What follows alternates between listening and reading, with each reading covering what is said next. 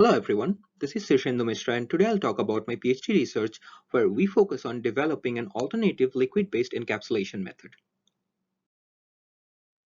So, encapsulation bears immense practical relevance in a multitude of industries including pharmaceutics, nutrient and food packaging, cosmetics, personal care, beverage industries, and many more. However, majority of the existing encapsulation methods are inherently complex, case-specific, involves intricate processing steps, and yet offers very limited flexibility in terms of usable materials.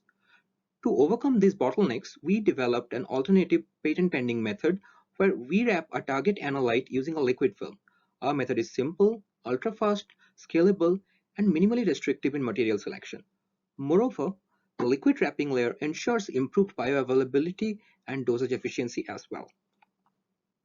In our experimental prototype, first a predetermined amount of the wrapping liquid is stably dispensed on a host liquid bath, and then a droplet of the target core analyte is impinged on it from a vertical separation.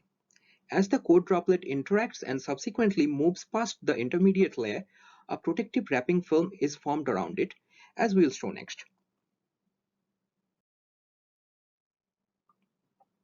Here, as the core drop penetrates through the interfacial layer, the three participating liquids undergo a complex interfacial interaction, ultimately forming a stable wrapping layer all around the core droplet. Please note here that the participating liquids do need to adhere to some thermophysical constraints for the method to be successful. However, it is worth pointing out that these conditions are indeed minimally restrictive in nature compared to their conventional counterparts. Now, despite several promising prospects, there remains a fundamental question that needs to be addressed first before we can realize the full potential of our invention.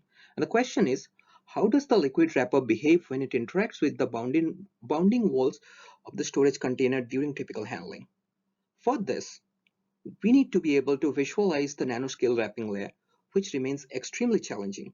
Clearly, side view imaging is insufficient as it provides no information about the contact surface underneath the droplet. Optical microscopy cannot resolve the film either due to the diffraction limit of white light, and even techniques such as soft X-ray or ellipsometry fail due to similar refractive indices of the participating liquids.